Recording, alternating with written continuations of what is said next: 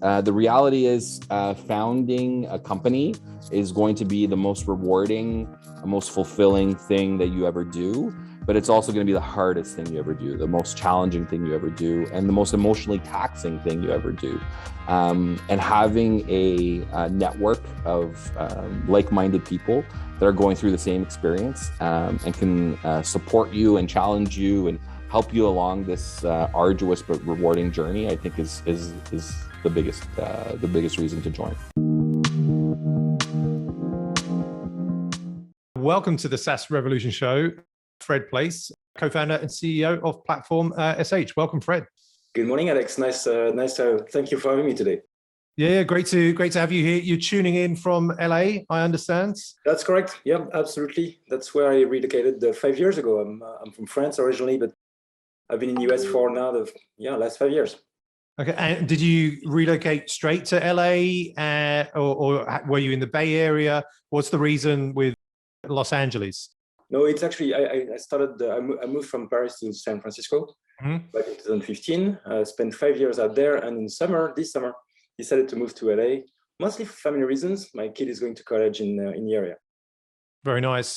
And you by the beach, like Venice Beach, or like somewhere? I can't remember all the places in LA, but that's right. Yeah. The beach is always quite close to any place you are in LA.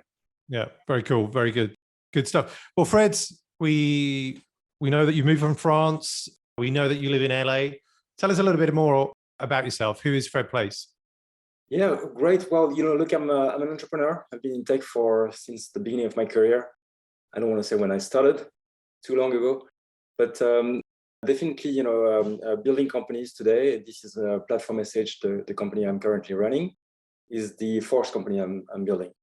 And there's been successes, there's been failures, but the Platform.sh story is one of the most exciting one that we've created. I've actually created 3 companies with the same co-founders. So just really exciting, to be in this environment today. The tech ecosystem is blooming, and we're surfing the wave.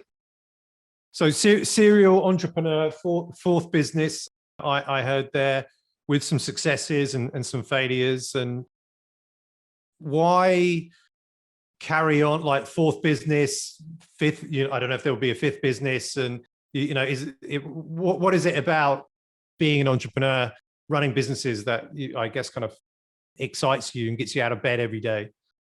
I think it's about seeing and seizing the opportunity. And it's been the course of my story. It's not much that I predicted. I potentially could have just built one and run with it for 20 years. It's not just the way it turned out. And there's been good reasons for every transition, but I don't think there's so much of a pattern. Things happen, opportunities occur, and there's lots of human stories as well behind those the stories. It's not just companies, it's 3 people. And this company is special. It's great. That's the third company I'm building with the same co-founders, Ori and Damien. Ori is our CPO and Damien is our CTO. The 3 of us, do a great, I would say, not couple, but trio. And it's been just fun to go through this adventure with them. So tell us a little bit about then your fourth business, Platform.sh. Why did you start it? What's the founding story? Yeah, well, again with Ori and Damien, we were at the time very good at making teams really agile. We had built a digital agency and an open source company where we had a lot of we were involved in so many projects at the same time, and getting those teams to be agile was something that we really were strong on. But we were always frustrated with how cumbersome and frankly quite painful it was to manage the cloud infrastructure to get there. And we built a platform thinking that we would serve a lot of digital agencies. We could help them streamline their process with a better approach. And I have to say, it worked beyond expectations. Fast forward from 6 years ago when we started the business, we are now 300 of us, growing at really fast pace, and we're north of 40 million in ARR right now. So the company has been very successful from day one, and we are serving a purpose, helping developers to do a better job every day. And this is exciting for us. Amazing. So I heard north of 40 million ARR there.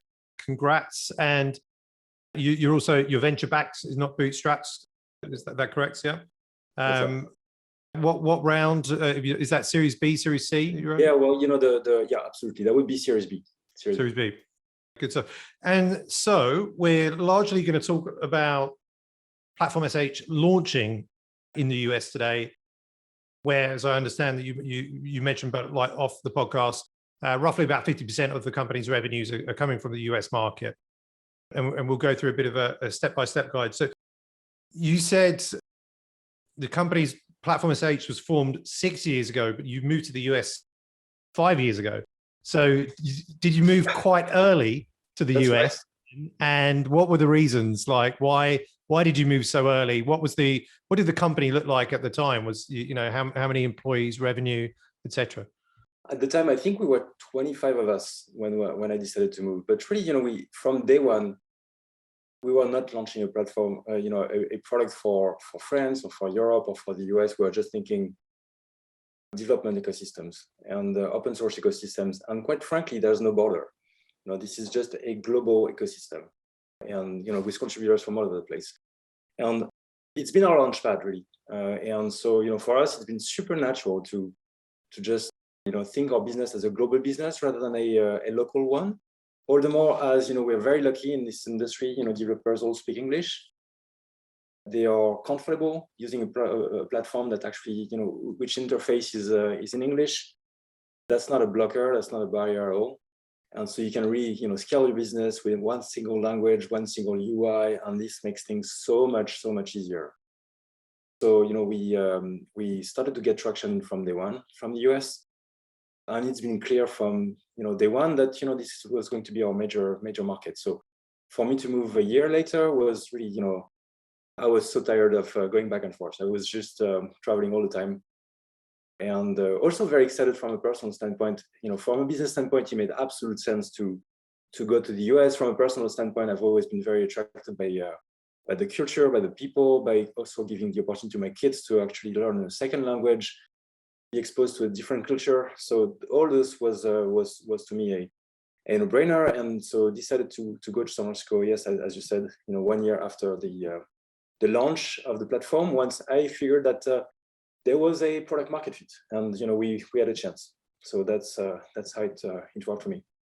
Awesome. And often it is that the customer pool, the size of the market. I mean, US is the biggest market, right, in terms of spend in software, and makes a lot of sense. What I did see probably 5-6 years ago when you moved to the US was that European founded SaaS companies, when they kind of got to $1 million revenue or Series A, would then look at sending the CEO over to the Bay Area, and either because the customers were there or the VCs were telling them that was kind of the way. Nowadays, we're seeing I think 2021 or the kind of, I don't know if we are post-COVID quite yet. It's still kind of around, right? But we're seeing a lot of European SaaS companies that are born in Europe, staying in Europe, and the CEOs kind of staying in Europe. Have you ever thought about if you were born a few years later or formed a few years later, whether that would have been the case, or is that, I guess, kind of irrelevant as such? No, I think that's a very relevant question. I think the world has drastically changed. The interesting fact about us is way before COVID, we were already a distributed company where the default setup was working from home. And so today our 300 people are all working from home, and home is 36 different countries. So that tells us something about how distributed we are. We are really, really truly international. We take talents where they are. We don't care where they actually are located, and we can make an offer to pretty much anyone on this planet. So this is with a couple of restrictions. My security team would yell at me if I didn't mention that we're trying to stay away from Russia and China today for political reasons. Iran, a couple of countries are exceptions, but the rest of the world is we can work with anybody. And this is so I could technically work from pretty much anywhere, and I would still run the team. If I was in Timbuktu or if I'm in Paris or in LA, it doesn't make much of a difference except for the time when I work. Because we haven't nobody has cracked the time zone difference issue. which is really the one issue that we face when facing a global business here. But to your question, is it a good idea for the CEO to actually be in the US and drive the company? I think the answer is quite different from 6 years ago. Yes, San Francisco 6 years ago was the must-be place in tech, especially if you're running something like we are very much close to the infrastructure and the cloud ecosystem, and that cloud ecosystem was born in Silicon Valley. So it made a lot of sense for us, for networking purposes, to understand really the dynamics, to be, in where things happen. It made a lot of sense 6 years ago. Now, I think the world is quite different. I still think there's a lot of reasons for a founder to go to the US, because being on the place, being on the spot, exposes you to, understanding the culture better. You're going to do a better job at recruiting local talents, but because you understand them better, you live and breathe US, and you get the market much, much better and clearer if you actually are on the spot. So to me, it still makes a lot of sense if you're going to be focusing on the US market as your primary market, to actually live in the US. Now, where do you live in the US? That's a different question. San Francisco is gorgeous. I love San Francisco. It's also extremely expensive. And today there's just basically zero meetup and almost zero opportunity to meet people besides Zoom. So, and still, as you said, Alex, I think we're going past COVID, but the habits have changed, and people just tend to give you a Zoom link instead of a physical meeting opportunity. So do you need to be in SF today? I'm not sure, really. I am not sure. Do you need to be in the US if you're a founder that actually focuses on the US market? I would say absolutely, you should. Awesome. Well, let's talk through, some of the steps that you've taken to make Platform.sh a success in the US, from that launch to, I guess, kind of where you are now and 50% of your revenues, coming from there. Obviously, I think one of the steps and one of the reasons for the success is you being there. I think we probably sort of covered that.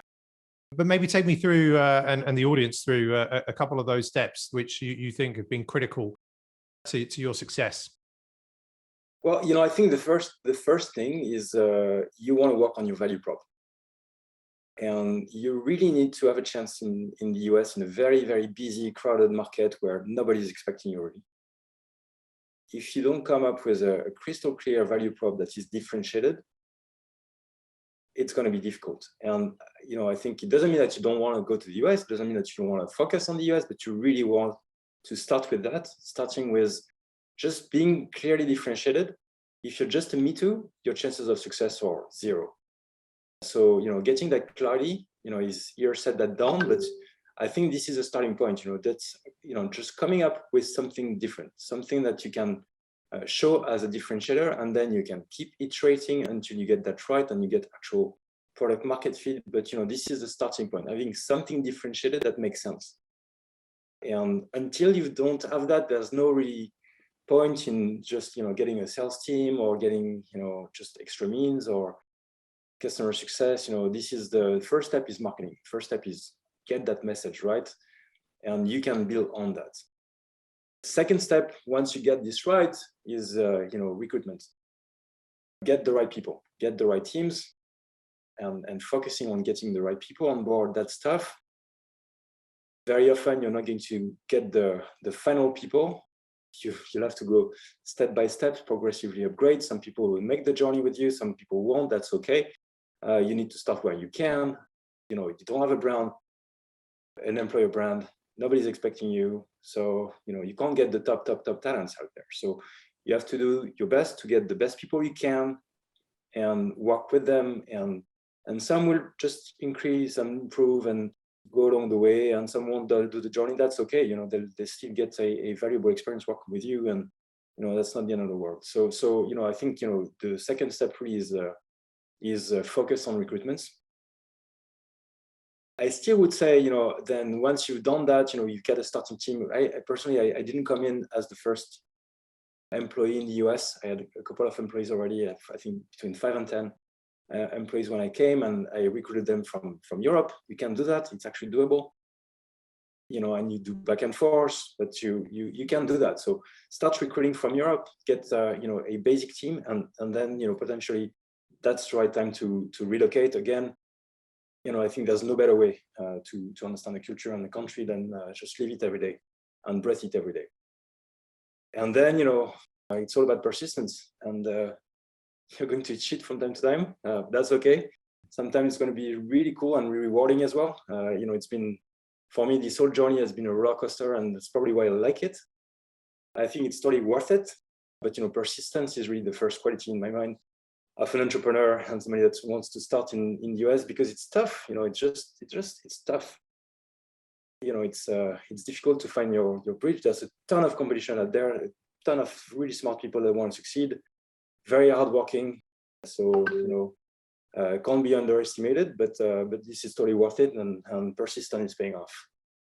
And, maybe the last step is, or the piece of advice I would, give is networking is really, really critical. I would say spend some time every day at networking, at meeting new people, regardless whether it's clients or partners or prospects or applicants, people you want to recruit, or other CEOs or other executives. Just networking builds and gives you ideas and keeps your sanity in the right place. And I think this is something very important as well. Just networking, increasing the people you reach out to every day. Having some time dedicated to that makes a lot of sense. Awesome. Thanks for sharing that. I want two things I want to pick up. You mentioned obviously about some of the toughness, right, and some of the challenges there. Would be good to know and learn maybe some of the biggest challenges that you face, but also on that point that you make about, or the advice about networking, and also to the point, what you said and what we're experiencing right now in the I guess end of 2021, where people would rather send you a Zoom link than actually being in I don't know, some physical event, or sort of like meetups in some cases, right? So two questions: what are some of the biggest challenges you face? And the other one around networking: how do you do networking now, given that we're mostly virtual and remote and so on? Well, let's start with the second one, if that's okay. Networking, I take every opportunity. I never refuse. I never turn down a meeting, and I'm trying on those meetings to connect, bring value. Sometimes I'm getting back some value. Most of the time I am, and but it's a give first approach. I think that's what works best.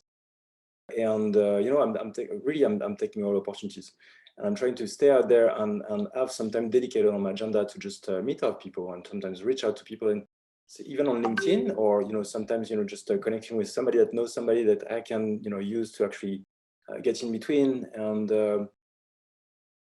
just try to go to meetups when they still occur, which it's been less in the past, but it's coming back. I'm doing a few more now. Excited to actually be back in person. I'm talking to a lot of VCs, and I'm asking intros from them a lot. We are at a stage where with 40 million you're getting some sort of interest from VCs all the time, and every time they say, "How can I help you?" I say, "Please give me an intro to somebody you think is relevant for my business."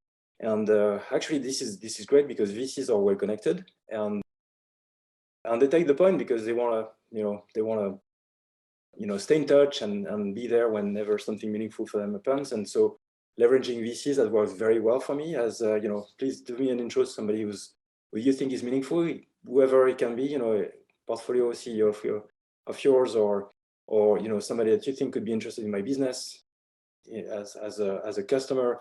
And that worked really well. So just take the opportunities that you have. But I think setting some time aside on your agenda, this is one of the best things I've done as organizing my agenda personally. Now, to your second question, difficulties, I think I touched them, most of them. What I'm talking by experience here. So what I'm saying, getting a crystal clear value prop, it's nothing easy. And we've iterated, and for the first 4 years we didn't get it, and I think now we get it. We've got a crisp value prop. We know exactly who we're targeting at in terms of customers, but it took us almost 4 years to absolutely have clear ideas on who is the perfect customer for us. So 4 years, right? So that's not easy. recruitment, we are becoming attractive as a company. We're getting now 6,000 resumes a quarter on average. So this is very nice. We're seeing the reality of what is an employer brand. But in the first place, I didn't receive any resume, right? I had to go for them, and I had to go after people. So it was a very different place to be. And so this takes time as well. But improving there, at some point, you get to a system where things become easier, and again, persistent is what's needed. So all the points I touched earlier, I thought they were hard, and we did fight hard to actually get through. Awesome. What about like in terms of support that you received in launching in the US, whether through VCs or your network? And with that, what advice or really good advice did you get about how to make it? Like, does it differ in terms of any of the steps that you kind of outlaid sort of there? Yeah, I love to network with other CEOs and have meaningful conversations. I think CEO is and I've got amazing co-founders, so I'm super lucky. But you still feel alone from time to time. You've got those decisions to make, and that's only you that can make them. And that's hard. And sharing and having conversation with other CEOs just really helps for your moral. You're just thinking that, okay, well, I'm not alone in this world having the same issues, and sharing and discussing on ways to actually solve those problems. We are all facing the same problems over and over again. So that level of networking with other CEOs to me has been really precious. And people that had been to the US earlier than I had and had this experience on how to crack the market, getting their feedback, their tips, their advice, it's been really awesome. I think comes down to a couple of things, but I think the first thing is you don't want to doubt yourself. You want to you shouldn't be too impressed. It's quite impressive for Europeans to go to the US, because they are very I especially on the West Coast, I would say, but they're great. I mean, they are very easy speaking. They're natural orators. They they have a lot of self-confidence as well, and us Europeans probably less of that. And so it can be impressive. And I think we shouldn't be impressed, because at the end of the day, there's a lot that we as Europeans know, and we're very savvy as well. And there's just no reason to be impressed, right? So we should believe in ourselves, and just do it. Be bold and take risks. And I think life rewards the risk takers, and so taking risk is good. Definitely, I agree with that. As a fellow entrepreneur, what is your favorite business book, or what book you so currently reading at the moment? My favorite one is The Art Thing About Art Things, which is a very well-known bestseller. I just love the business lessons. It's amazing. It's very real. And when I read that, every page was resonating with me, and I kept that. I think I read it twice or three times, which I almost never read business books. That one is special. And there's a lot of rap quotes in there as well that I just love. The rap quotes by themselves are worth reading. And so just a really great book, and something you can learn from as well. So I would encourage people to take a look. Yeah, definitely a great one. And Fred, where can people find you online if they want to reach out or follow you on social? Well, Fred Plais is my Twitter, and they can just reach out by email, fplais. So my first name, first letter, F for Fred, Plais, my last name, PLAIS @gmail.com. Awesome. Well, Fred, thanks so much for taking some time out today, tuning in from LA. Wishing you a great Thanksgiving, for the next couple of days. So thanks so much, Fred Plais, CEO, co-founder, Platform.sh, for being on the SaaS Revolution show. It was a pleasure. Thank you very much, Alex. Thanks for having me.